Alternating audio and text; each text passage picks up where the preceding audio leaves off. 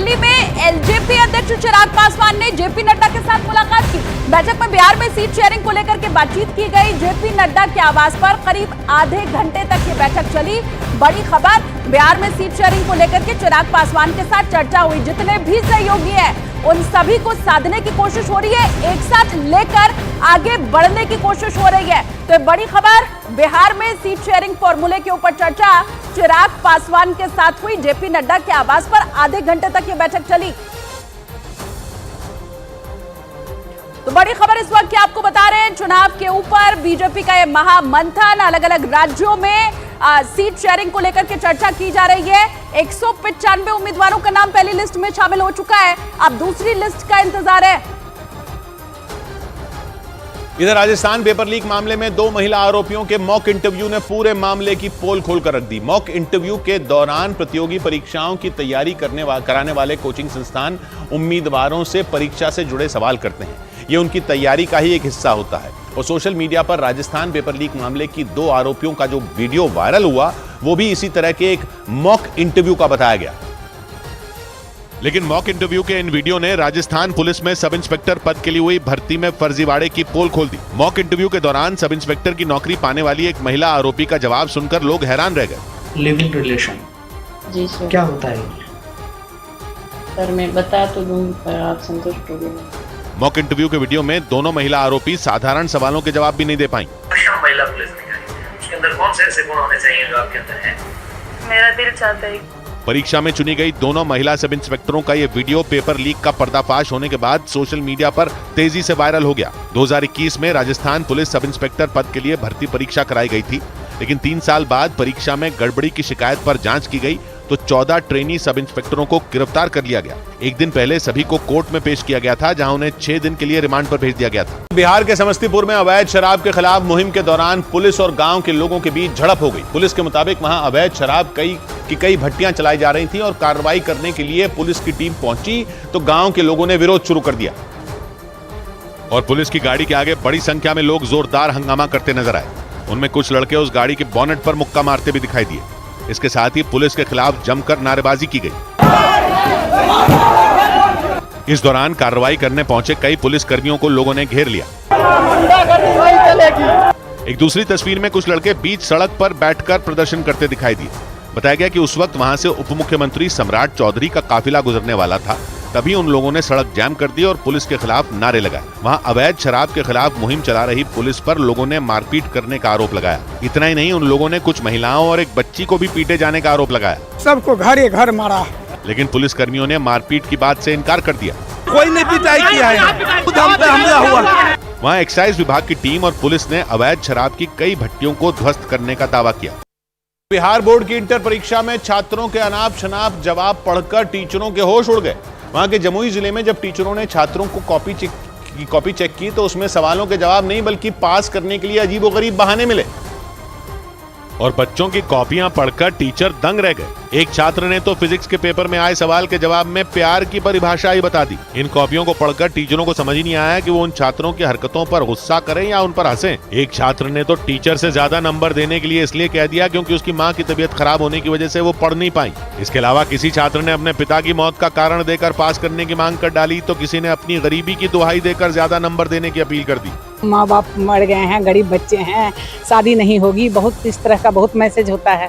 छात्रों ने ये सारी अजीबोगरीब मांगे बिहार बोर्ड की इंटर परीक्षा के पेपरों में की। परीक्षा खत्म होने के बाद जब टीचरों ने कॉपी जांच की तो वो हैरान रह गए और उन्होंने पास होने के लिए छात्रों से सही जवाब लिखने की अपील की।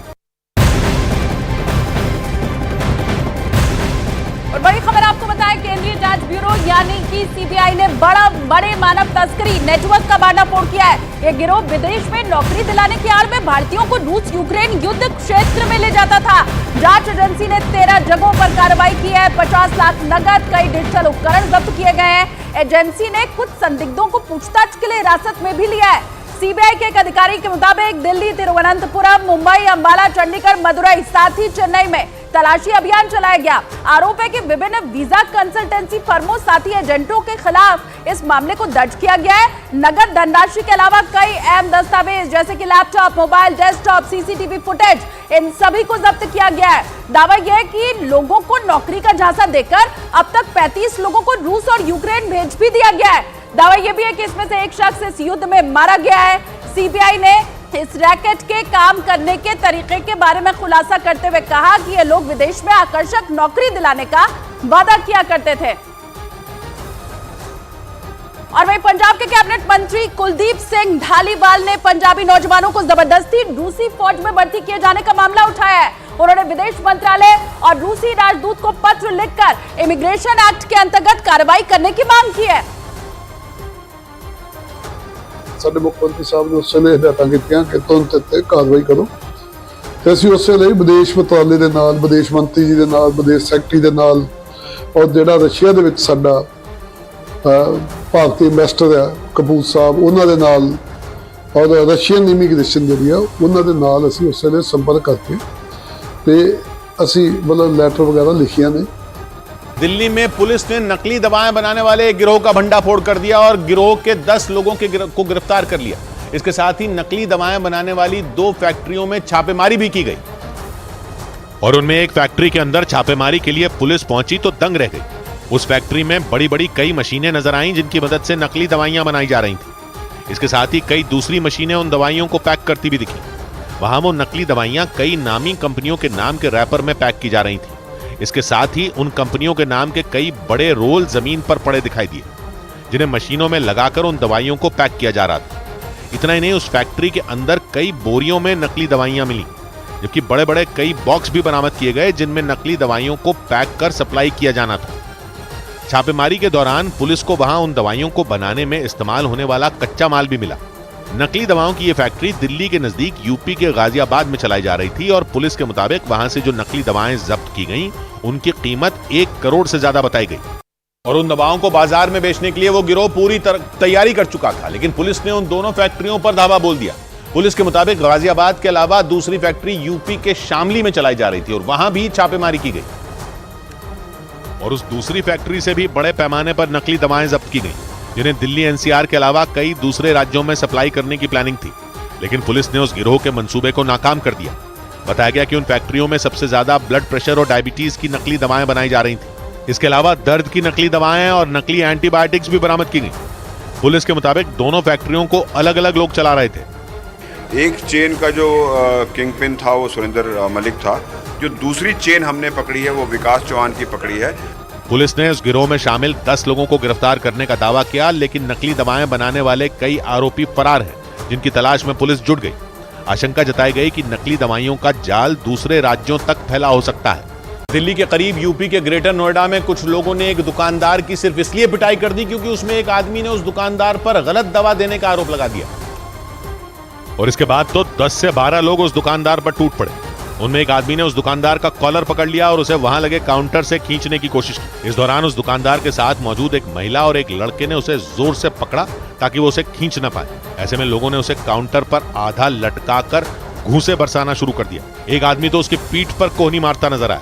10 से 12 लोग उस अकेले दुकानदार को बेरहमी से पीटते रहे। ऐसे में दवा लेने आए कुछ लोगों ने भी बीच बचाव करने की कोशिश की, लेकिन कोई भी उन्हें काबू नहीं कर पाया। वो लोग काफी देर तक इसी तरह उसे पीटते रहे। बताया गया कि एक बुजुर्ग महिला एक दवाई का खाली पत्ता लेकर उस दुकान में दवा लेने पहुंची थी। आरोप है कि उस दुकानदार ने उस महिला को गलत दवाई दी। इसके बाद उस महिला का बेटा 10-12 लोगों के साथ उस दुकान में पहुंचा और उसी ने उस दुकानदार की पिटाई कर दी।